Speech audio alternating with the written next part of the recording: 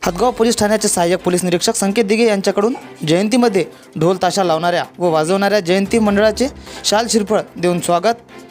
छत्रपती शिवाजी महाराज यांची जयंती 19 फेब्रुवारी रोजी हदगावमध्ये मोठ्या उत्साहात संपन्न झाली. काही मंडळाच्या वतीने डीजे व डॉल्बी न लावता पारंपरिक वाद्य बँड ढोल ताशा वाद्य लावून छत्रपती शिवाजी महाराज यांची जयंती मोठ्या उत्साहात साजरी केली. त्या जयंतीमध्ये मंडळाचे हदगाव पोलीस स्टेशनच्या सहाय्यक पोलीस निरीक्षक संकेत दिघे यांनी शाल व श्रीफळ देऊन सन्मान केले व या प्रसंगी प्रतिक्रिया देताना हदगाव पोलीस स्टेशनचे सहाय्यक पोलीस निरीक्षक शिवाजी महाराज यांची जयंती म्हणजे त्याच्यावर काही कारवाई झाली आणि ज्या मंडळाने बँड पथक पारंपरिक वाद्य लावलं त्याचा तुम्ही आज सत्कार केला काय? बरोबर आहे. महाराष्ट्राचा आराध्य दैवत छत्रपती शिवाजी महाराज यांच्या जयंतीनिमित्त दिनांक 19 फेब्रुवारी 2026 रोजी महाराष्ट्रात तसेच हदगाव शहरामध्ये देखील शिवजयंती साजरी करण्यात आली.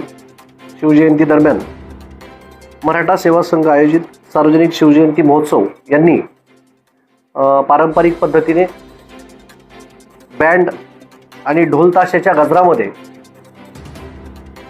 एक आदर्श अशी मिरवणूक काढली.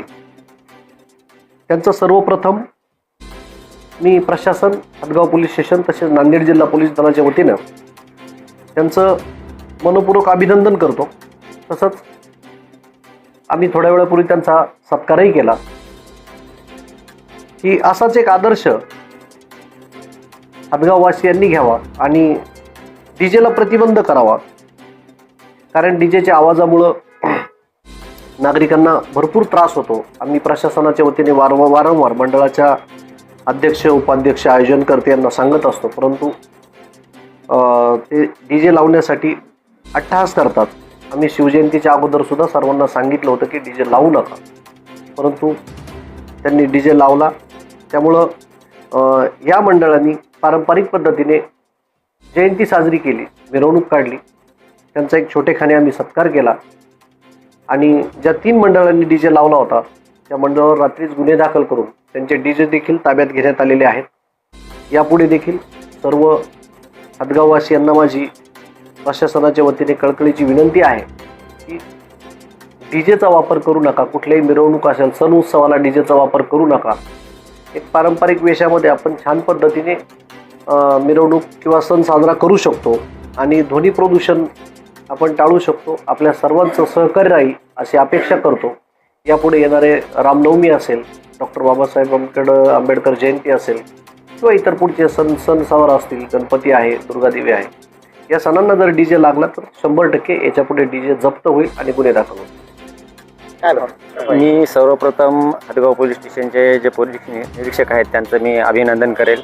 त्यांनी जे समाजाला जे आज हे दिलेलं आहे, उपदेश दिलेला आहे की पारंपरिक पद्धतीनं जी शिवजयंती केली जाते ते एकदम आपल्या संस्कृतीला मानणारे वर्ग त्याच्यात तयार होतो आणि जे डीजे लावणारी संस्कृती आहे ती आज नको आहे. कारण की आपली पारंपरिक संस्कृतीमुळं जडणघडण होऊन नवीन पिढीला एक चालना मिळते आणि त्यातून निश्चितच समाजाची एक प्रेरणा निर्माण होऊन नवीन चांगल्या पद्धतीचे महापुरुषाचे जे विचार आहेत ते नवीन पिढीपर्यंत जातील अशी मला अपेक्षा वाटते. आणि त्यामुळं हे आम्ही जे मराठा सेवा संघाच्या वतीनं जी शिवजयंती साजरी केली आहे त्याच्यामध्ये सर्व लहान मुलापासून थोर माणसापर्यंत लेझिम पथक, अश्वघोडे आणि बँड पथक ह्या पद्धतीचा आम्ही वापर केला आणि वेगवेगळ्या लेझिमच्या आम्ही स्पर्धा आम्ही ज्या रोड शोमध्ये दाखविलेल्या आहेत आणि छोट्या छोट्या मुलांच्या वेशभूषा ह्या असं दर्शवतात की छत्रपती शिवाजी महाराजांनी जे वेगवेगळ्या मावळ्यांना घेऊन जे हे सोबत घेऊन जे जनजागृती केली होती त्या पद्धतीची जनजागृती आम्ही आज या हदगाव शहरामध्ये आमच्या या शिवजयंतीच्या माध्यमातून केली.